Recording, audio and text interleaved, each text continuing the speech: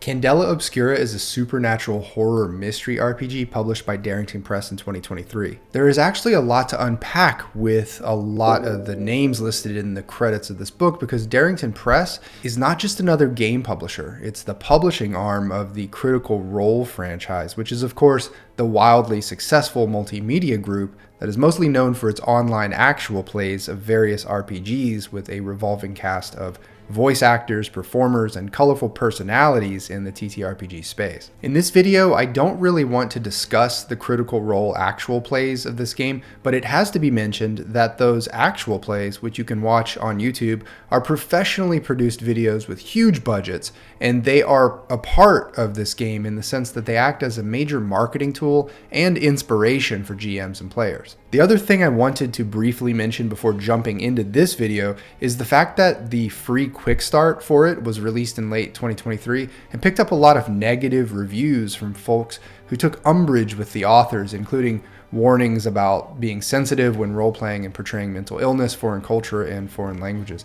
I will just say from the onset here that none of those admonishments in the book bothered me in the slightest, and I won't be discussing them in this video. I really want to talk about the game itself, and as usual, that includes its presentation in terms of artwork and layout, its game mechanics, its setting, and its playability. Before we jump in, I want to show you the sponsor for this video, which happens to be a pretty remarkable Gamemaster's chest.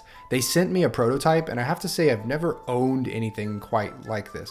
I'll just walk you through the features of this thing really quickly. It comes in a canvas bag with real leather straps and handles. The bag flaps are magnetic. They're doing a thing where you request a personalized laser engraving, and I requested the Tree of Gondor, of course, and so that's what they gave me. Also, the inside of the bag is padded all the way around. The clasp is metal. When you swing it open, there are shelves and drawers. There's this pull-out light that you swing around and plug into a battery pack.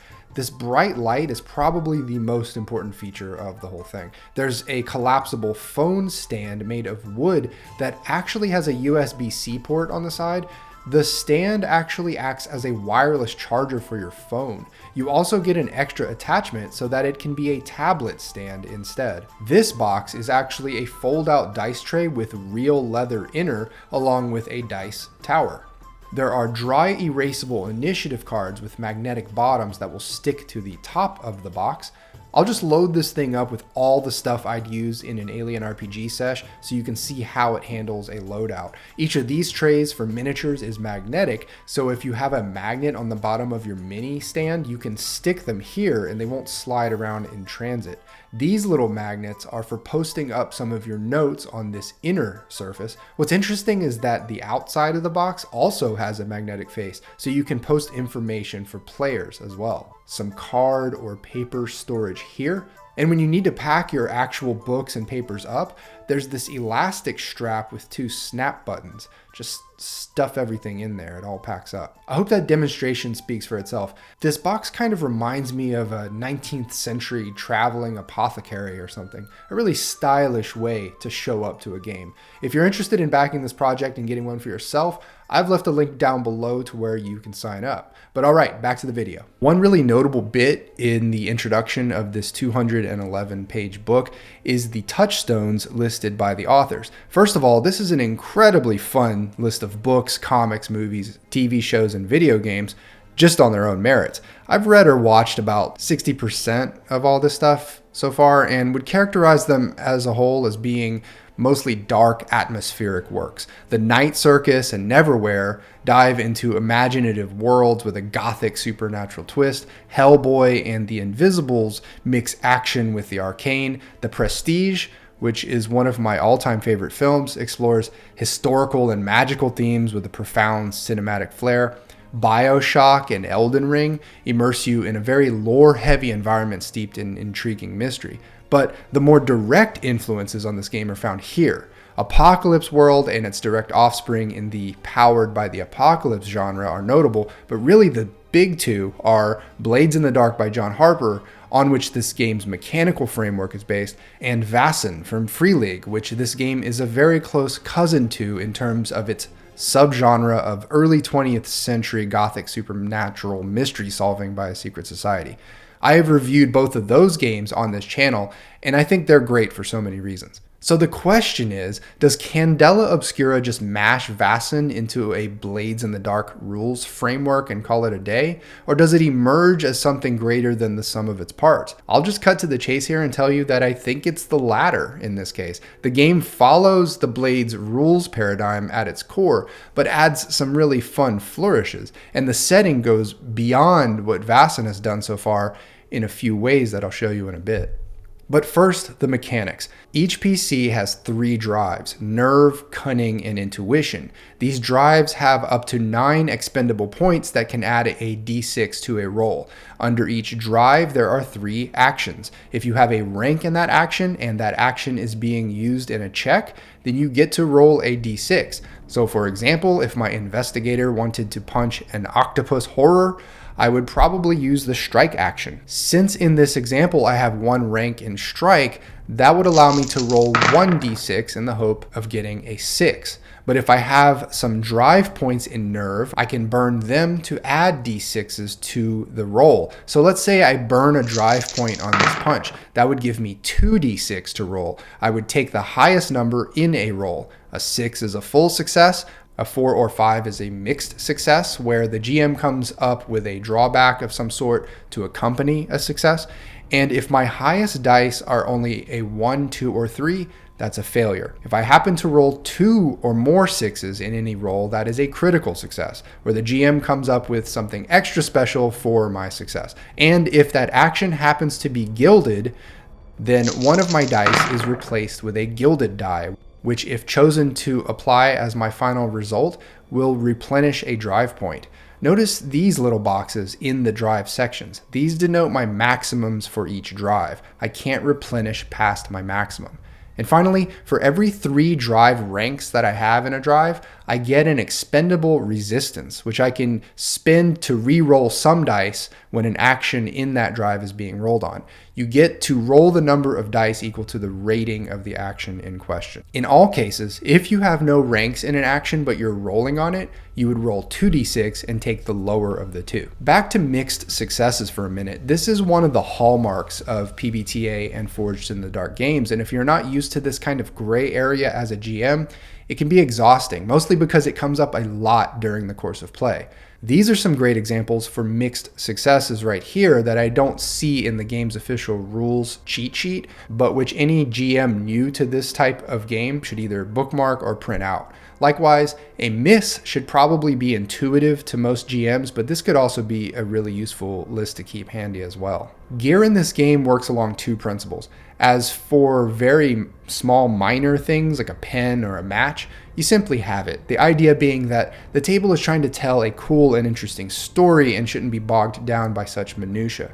But as for special gear, it's quantum, meaning if you need it, it was always there in the first place. But you can't just have any special gear that you want. There are some pre-listed items on each playbook or character sheet archetype that you can choose from. You can choose 3 at the start, but will need to reference the rulebook to actually know what mechanical benefits they have. This game does not have hit points, but rather marks and scars. If you fail a roll or use a special ability or magical item that leaves a mark, then you fill a box in one of the 3 categories for marks: body, brain, and bleed. When a 4th mark is to be filled, you clear the boxes and write down a scar. The most interesting thing here is that every time you take a scar, you move an action rating from one to another to signify a deeper ramification of that scar on your character's being. The only way to remove scars is through a particular ability from a particular character type, the Doctor's Lifesaver ability. And even then, it takes a lot of in-game time to accomplish that.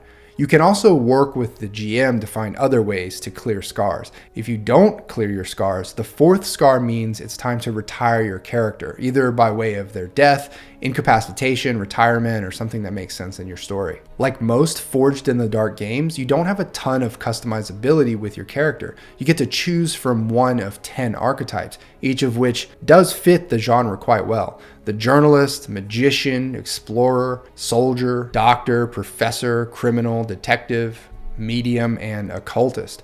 Then you sort out a few starting ranks amongst your 9 actions. Some of these are chosen for you when you choose your archetype, but you get to distribute a few more points. Then you distribute a few points in your drives and get to guild 1 action. After that, you choose 2 abilities from the 8 or so listed on your character sheet. This is really where you're going to get some variability between characters and between playthroughs, since each playbook has a different set of very unique abilities.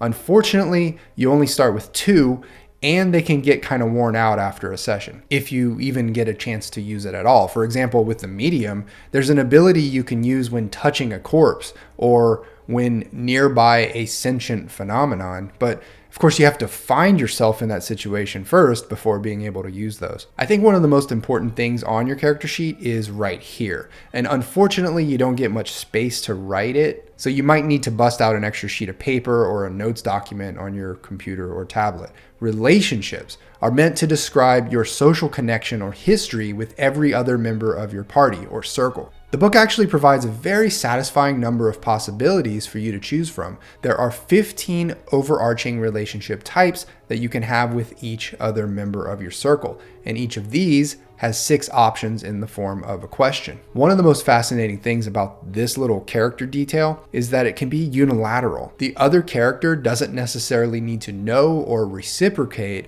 what your character considers to be the overarching nature of your relationship with them. There are no actual mechanics connected to this, but in a game with only 9 actions and a small handful of special abilities, you really have to embrace this softer narrative side of the game to get the most out of it. And I appreciate how the authors gave you a ton of suggestions on how to flesh it out. So like I just mentioned, your party in this game is called your circle, and a circle in this setting is specifically a named group of investigators, specialists, agents, or members of a secret global order called Candela Obscura.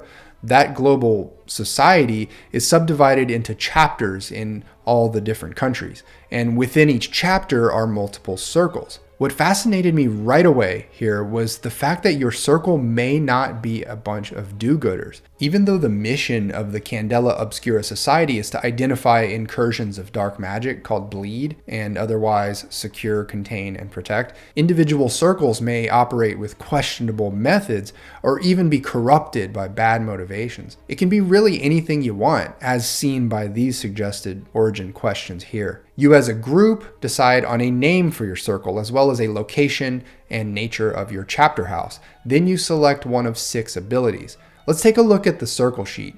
If you've played or read any Forged in the Dark games, you'll be familiar with the concept of the overall group having a team sheet like this, which can level up on its own and sort of transcend its member PCs who may come and go. Your circle has up to 6 abilities, and these each lend a relatively powerful bonus or perk to your circle once in a while.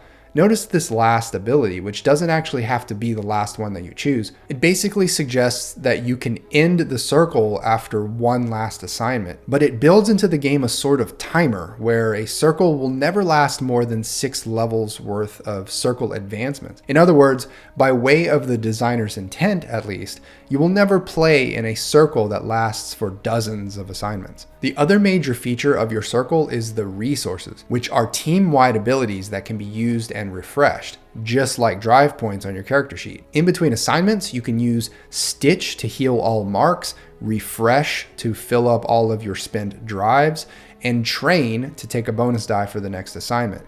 These resources are not refreshed, and you don't get new circle abilities until you have filled this illumination track. By answering yes to these questions, you can earn 2 to 4 illumination points per assignment or session. That's 24 illumination per advancement, by the way. And if you're wondering what the bold circles mean, those occur every 7 points and trigger the resources management ability. What's interesting is that the only way your character advances is when the circle fills up its 24 illumination points on this track, which means everyone in the circle will advance at the same time every time. When character advancement happens, you have these 4 choices. I like the feature of everyone advancing at the same time because it gives everyone the chance to strategize on how to coordinate developing actions and abilities. I thought it was really curious here that the authors don't have a PvP mechanic of any sort and really want you to talk it out with the player and GM in the case that you want to make opposing rolls.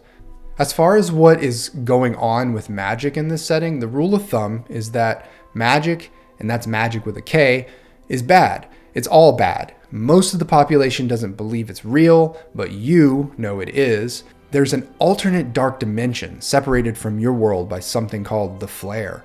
But through thinnings in the flare, there is infiltration of this magic, and corruption or bleed occurs. These thinnings and bleed are the source of all phenomena like mutated monstrosities, ghosts and geists and creepers and the like.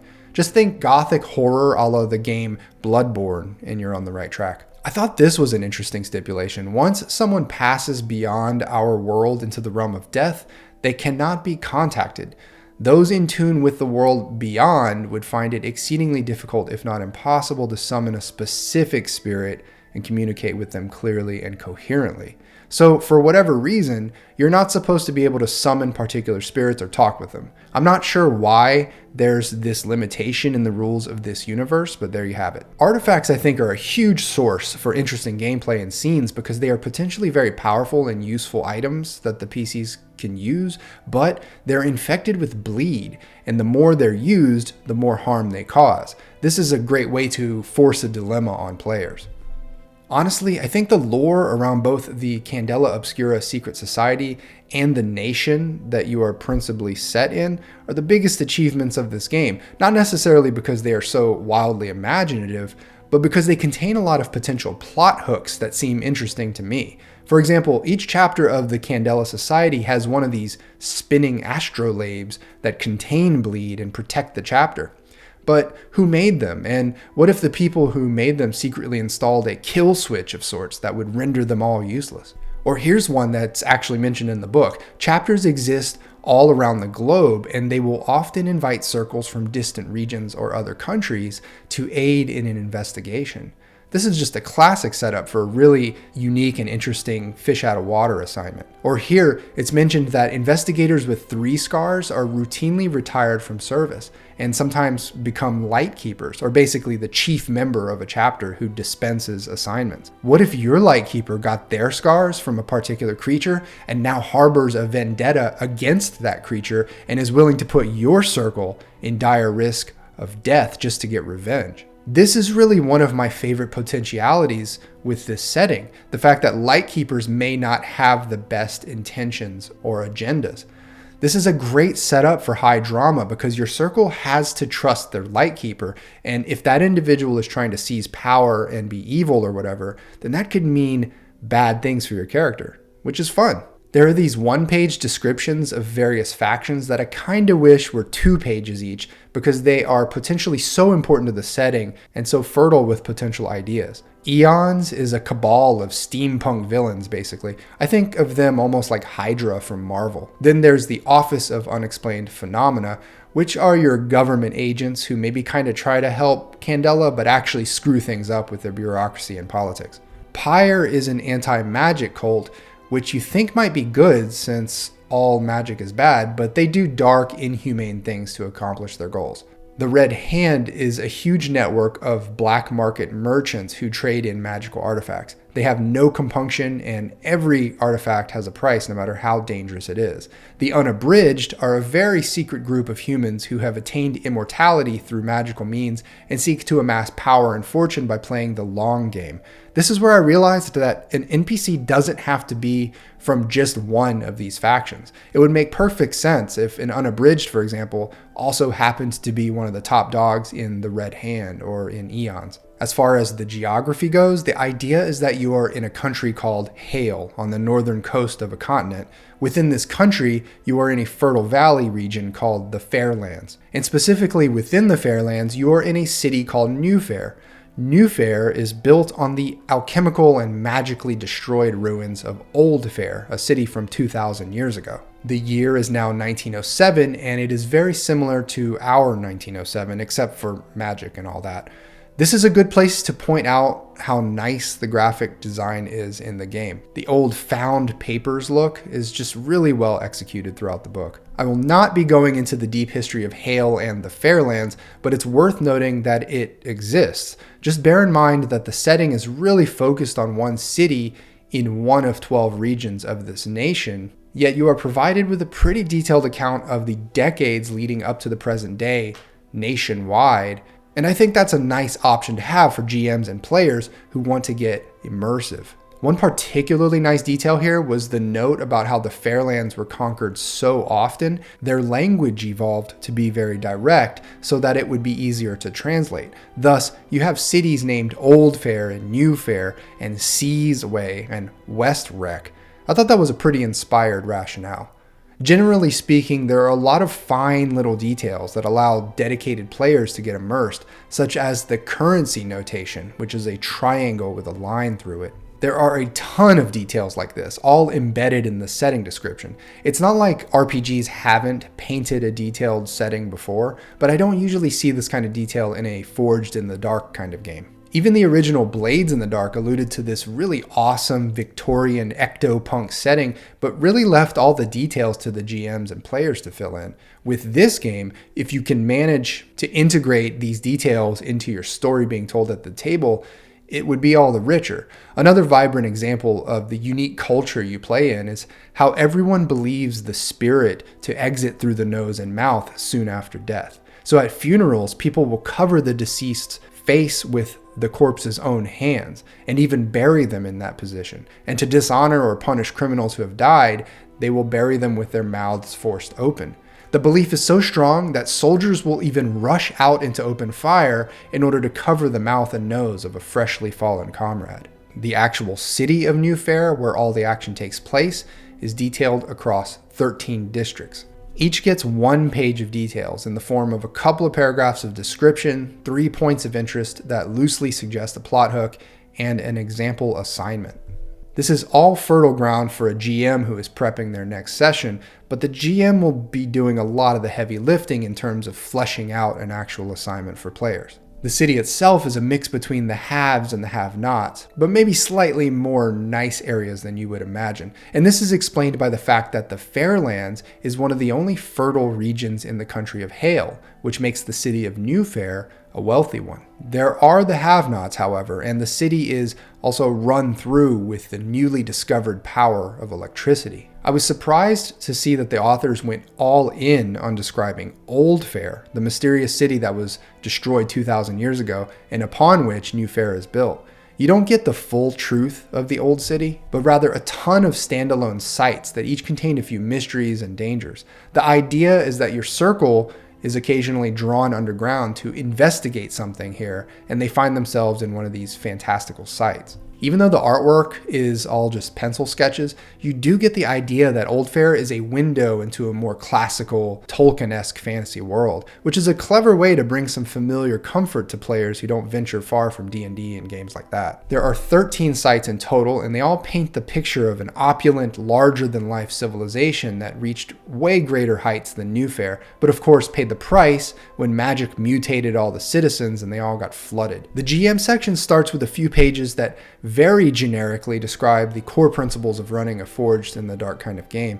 They're all sound principles, but if you've read this stuff once, you've read it 1,000 times. This bit I thought was pretty important. Creating an interesting and complex Lightkeeper would be core to making an intriguing campaign. Unfortunately, you just get 5 pre-generated Lightkeeper concepts rather than tables to generate a unique one. This by far is the most important 2 pages in the GM section of this book. It explains the structure of an assignment, which can hopefully be contained in one session of play. The only worry with this approach is that if you repeat it enough times with your players, they might start to expect the beats and thereby make an investigation seem predictable, which is the worst thing that an investigation can be. But generally, it's a really sound approach. At the risk of spoiling a scenario here, I have to show you how the book provides 4 example assignments. First with a 1-page treatment of the premise, details, and NPCs, and then with a 2-page written example of how the actual session might go. I thought it was commendable that the book includes 4 of these. After reading all 4, a GM would have a very strong idea of how a session is supposed to flow. This is sort of a best practice in RPG book writing. There's a smattering of additional bric-a-brac at the very end of the book, including an additional list of organizations. I think the ideas here are cool, but they each need 10 times more detail and maybe some artwork to make them of any real use to a GM. Alright, here are my thoughts on the Candela Obscura core rulebook by Darrington Press. Some missing mechanics. A couple of holes in the game stood out to me, such as no player versus player or opposed role rule. That's easy enough to homebrew, I guess. But another hole, or deficiency, is that there are only 6 possible upgrades to your circle, and these 6 are designed to be the max. You can always still make 6 upgrades the max for any circle by stating that the 6th upgrade is necessarily the final one, but still provide more than 6 to choose from. Homebrewing more of these is actually a little more of a challenge. Scant artwork for creatures. There's a fun list of creatures at the end of the book, which I don't want to show in the video in order to avoid spoilers, but my chief complaint is that almost none of them have an illustration. I'm a believer in monster illustrations, and don't give me that talk about wanting to keep them mysterious is why you didn't include an illustration. I'm not buying it. Imbalanced setting details. I appreciated all the information on the federal government of Hale, but would have preferred more emphasis on local aspects of the setting if I had to make the choice. Sprinkled throughout the book were brief mentions of some incredibly interesting NPCs and organizations that could have occupied a full page or 2 each, and would have probably been more useful to a GM. Engaging mechanics. The constant give and take of the meta currency of drive points is a fun way to empower the players in the moments they need it most. And depending on how harsh the GM wants to be, marks and scars can add up relatively quickly, which is a reliable way to put pressure on players to take things seriously. The game doesn't flinch when it comes to taking a 4th scar. A 4th scar means your character is finished. Fascinating, fully realized setting.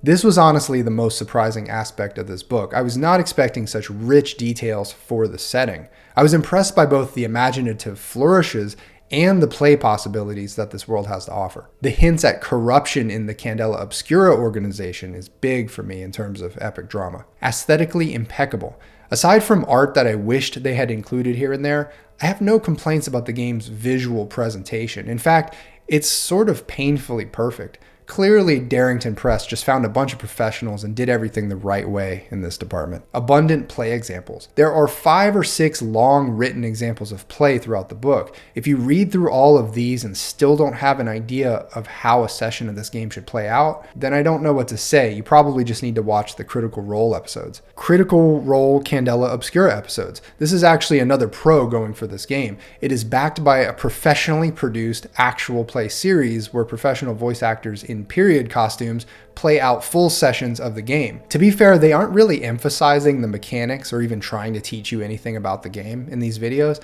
but if you have the free time, you can absorb the atmosphere and the spirit of the setting and what the game is trying to accomplish by watching these episodes. As far as the game goes, it would take months to figure out whether or not this game would hold up to extended campaign play or repeated playthroughs. Although the setting is deeper and wider than your average Forged in the Dark game, the player options at their core really boil down to 9 actions that you roll on over and over. And since this is a mystery game like Vaesen, it has the same problem where you're likely to find yourself rolling on actions like survey a whole lot more than other actions. So probably the only way for this game to have any longevity at your table is if you have an inspired GM who can construct intriguing and engaging mysteries, and players who are all on board with leaning into the interpersonal relations as much as the hard mechanics of the game. In other words, like a lot of these more rules-light fiction-first games, you need buy-in. And not just buy-in at the places where the rules are thin, but buy-in with the setting. This game would really sing if everyone at the table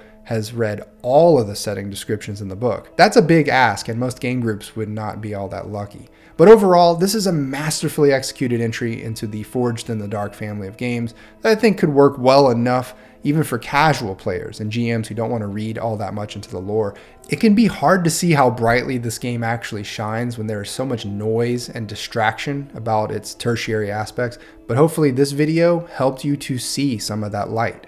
I've left links down below for everything. Thanks as always for watching. See ya.